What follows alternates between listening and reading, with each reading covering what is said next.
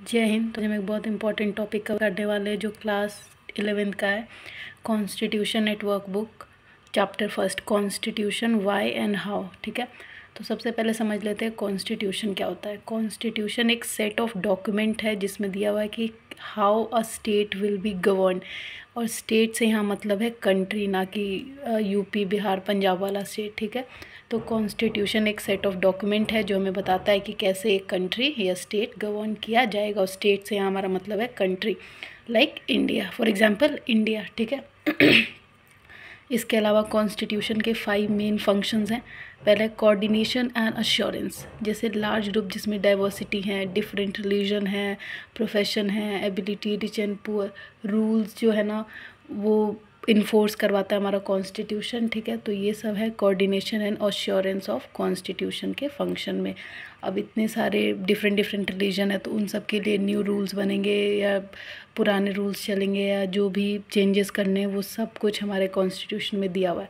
Second function है who has power to make decision in a society. तो India में किसके पास है? पार्लियामेंट के पास है power to make decision in a society. इसके अलावा नेक्स्ट है limitation on power of government. ठीक है, जो गवर्नमेंट के पावर पे हमारा कॉन्स्टिट्यूशन लिमिटेशंस लगा सकता है। फ्रेमवर्क फॉर पॉजिटिव थिंग्स, इनको जैसे मान लीजिए कुछ पॉजिटिव चेंजेस लाने हैं सोसाइटी में तो वहाँ पे हमारा कॉन्स्टिट्यूशन जो है रोक टोक कर सकता है, जैसे इनइक्वालिटी हो गया, कास्ट डिस्क्रिमिनेशन। पार्ट 4 में हमारा दिया हुआ है डीपीएसपी, डायरेक्शन देता है किस लिए कि क्या क्या हमारी ड्यूटीज़ हैं हमारी कंट्री के तरफ। ठीक है, इसके अलावा फंडामेंटल आइडेंटिटी ऑफ पीपल, ये जो कॉन्स्टिट्यूशन है ये एक फंडामेंटल आइडेंटिटी का भी काम करता है अपने कंट्री के लोगों के लिए। जैसे political, moral and national identity, हमें नेशनल आइडेंटिटी देता है कि हम किस कंट्री से हैं, जैसे हमारी नेशनैलिटी इंडियन है उस तरीके से। हु फॉलो वन कॉन्स्टिट्यूशन, तो हमारी कंट्री में एक ही कॉन्स्टिट्यूशन फॉलो किया जाता है। ठीक है, और इसके अलावा अब ये कॉन्स्टिट्यूशन बना कैसे? तो कॉन्स्टिट्यूशन बनाने के लिए सबसे पहले कॉन्स्टिट्यूएंट असेंबली बनाई गई थी।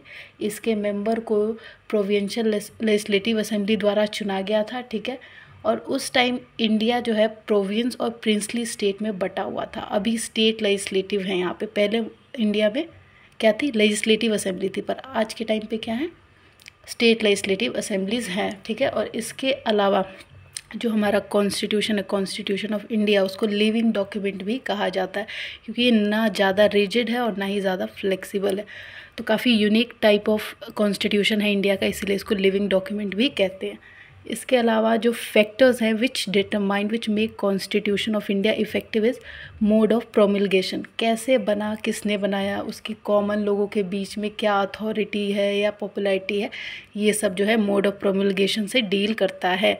ठीक है, इसके अलावा जैसे नेपाल में कॉन्स्टिट्यूशन बहुत बार बदला जा चुका है, वेरएज इंडिया में अभी भी स्टेबल कॉन्स्टिट्यूशन जो एक बार बना था वही है। हाँ, अमेंडमेंट्स होते हैं पर बदला नहीं गया है, पर नेपाल में कॉन्स्टिट्यूशन बदला जाता है और बदला गया है। Reason to go along with, अब जो एक और फैक्टर्स है वो क्या है? Reason to go along with, अगर कॉन्स्टिट्यूशन बोले मेजॉरिटी के पास राइट है टू सप्रेस माइनॉरिटी, देन कोई रीज़न नहीं होगा कि कॉन्स्टिट्यूशन कोई फॉलो करे, है ना।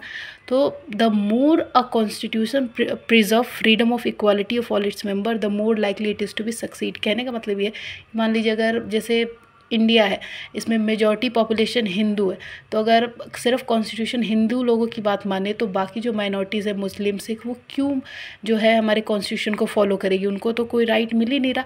तो इसीलिए कॉन्स्टिट्यूशन जो है मेजॉरिटी की बात या माइनॉरिटी की बात ऐसे स्पेसिफिकली नहीं, तो इसलिए जो कॉन्स्टिट्यूशन है वो स्पेसिफिकली मेजॉरिटी जो कि इंडिया में हिंदू हैं या माइनॉरिटीज़ हैं जैसे मुस्लिम, सिख, उनकी स्पेसिफिकली दोनों में से किसी की बात नहीं सुनती, सबकी खट्टे सोच के चलती है और सबके लिए सेम पॉलिसीज़ आती हैं। तो यही हमारा reason to go along with. ठीक है, और थर्ड फैक्टर्स जो है which make our constitution of India effective is balanced institutional design. मतलब हमारा जो कॉन्स्टिट्यूशन बना हुआ है उसका इंस्टीट्यूशनल डिज़ाइन काफ़ी बैलेंस्ड फॉर्म में है, जैसे वेल क्राफ्टेड कॉन्स्टिट्यूशन है। ठीक है, वेल कॉन्स्टिट्यूशन में पावर किसी एक ग्रुप या इंस्टीट्यूशन के पास नहीं है बल्कि बैलेंस्ड डिस्ट्रीब्यूशन ऑफ पावर देखने को मिलता है इंडियन कॉन्स्टिट्यूशन में, सो दैट एक ग्रुप की मोनोपोली ना हो। मतलब अगर मैं मोनोपोली से मतलब है कि एक ग्रुप जो है अपना डोमिनेंस ना दिखा सके ओवर अनदर ग्रुप, एंड वो कॉन्स्टिट्यूशन को डिस्ट्रॉय नहीं कर सके, ठीक है। जैसे इंडियन कॉन्स्टिट्यूशन है, उसकी पावर जो है हमारी लेजिस्लेटिव, एग्जीक्यूटिव और जुडिशरी के बीच में डिवाइडेड है, तो ये सब एक दूसरे को रीचेक करते हैं। तो इससे क्या है कि पावर डिवाइडेड है और ना ही लेजिस्लेचर की मोनोपोली है, ना एग्जीक्यूटिव की है, ना ही जुडिशरी की, and each check one another, ठीक है। Fourth factor which make constitution of India effective is constitution is neither rigid nor flexible. हमारा किसी किसी का कॉन्स्टिट्यूशन जो होता है वो या तो रिजिड होता है या कहीं का जो होता है वो फ्लेक्सिबल होता है, पर इंडिया का जो कॉन्स्टिट्यूशन वो ना ही रिजिड है ना ही फ्लेक्सिबल है। वो कैसा है, ना ऐसा कि चेंज मुश्किल, ना उसको चेंज करने में मुश्किल हो और ना ही एकदम ईजिली भी हो जाए, और इसके कोर वैल्यूज़, न्यू सर्कमस्टांसेस को अडॉप्ट किया गया है। And because of this feature of Indian constitution which is the Constitution of India is neither rigid nor flexible, we call the Indian Constitution as a living document which is one of the most unique feature of Indian Constitution in the world। और इसके अलावा जो हमने fundamental right है वो कहाँ से लिया है, यूएसए से अडॉप्ट किया है हमने। डिफरेंट कंट्रीज़ के कॉन्स्टिट्यूशन से चीज़ें अडॉप्ट की हैं to make the constitution of our country be flexible and work in a good manner.